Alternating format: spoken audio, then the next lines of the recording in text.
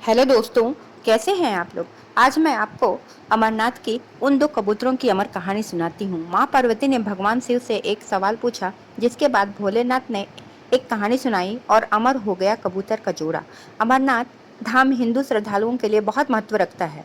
जम्मू कश्मीर की वादियों में स्थित अमरनाथ धाम जाने के लिए भगवान शिव के भक्त साल साल इंतजार करते रहते हैं। चार धाम की तरह भक्तगण इस पूजनीय यात्रा को जीवन में एक बार करने की इच्छा अवश्य रखते हैं। अमरनाथ यात्रा के बारे में कहा जाता है कि यहाँ भोले की मर्जी के बिना कोई नहीं पहुँच सकता। जिसे भगवान शिव बुलाना चाहते हैं वही उनका दर्शन कर पाते हैं। अमरनाथ यात्रा हर साल जून जुलाई के महीने में शुरू होती है और इस साल भी यात्रा शुरू हो चुकी है। अमरनाथ की खासियत पवित्र गुफा में बर्फ से शिवलिंग का बनना है। प्राकृतिक हिम से बनने के कारण ही इसे हिमानी शिवलिंग या बर्फानी बाबा भी कहा जाता है। यहाँ भगवान शिव ने बताया अमर होने का रहस्य।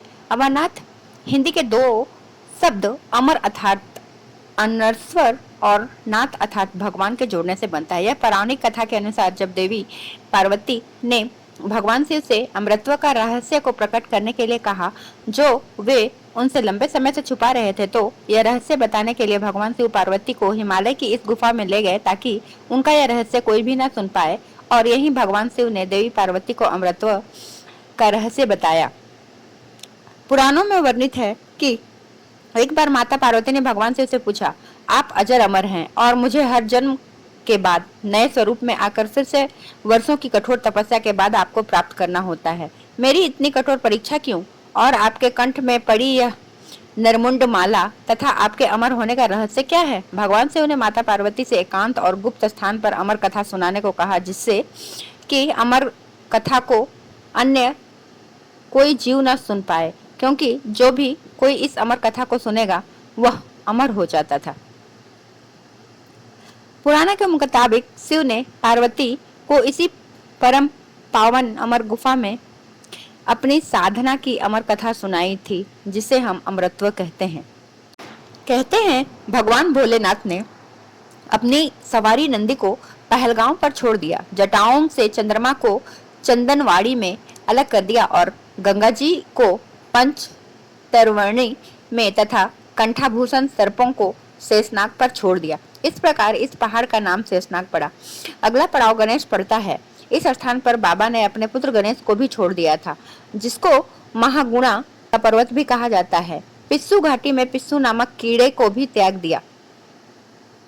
इस प्रकार महादेव ने जीवन दायिनी पांचों तत्वों को भी अपने से अलग कर दिया। इसके बाद माँ पार्वती साथ उन्होंने गुप्त गुफा में प्रवेश किया और अमर कथा माँ पार्वती को सुनाना शुरू किया।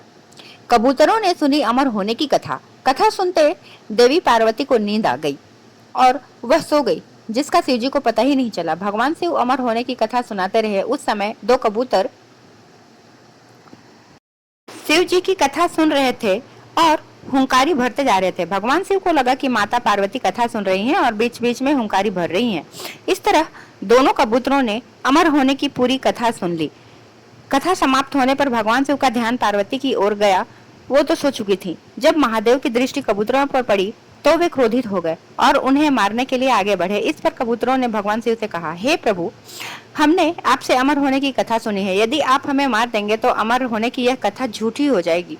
इस पर भगवान शिव ने कबूतरों को जीवित छोड़ दिया और उन्हें आशीर्वाद दिया कि तुम सदैव इस स्थान पर शिव पार्वती के प्रतीक चिन्ह के रूप में निवास करोगे। अतः यह कबूतर का जोड़ा अजर अमर हो गया। ऐसा कहते हैं आज भी इन कबूतरों का दर्शन भक्तों को यहाँ प्राप्त होते हैं। इस तरह यह गुफा अमर कथा की साक्षी हो गई और इसका नाम अमरनाथ गुफा के नाम से प्रसिद्ध हो गया। दोस्तों, अगर आपको मेरी ये कहानी अच्छी लगी हो तो मेरे चैनल को लाइक और सब्सक्राइब करना बिल्कुल ना भूलें और कमेंट में लिखें हर हर महादेव।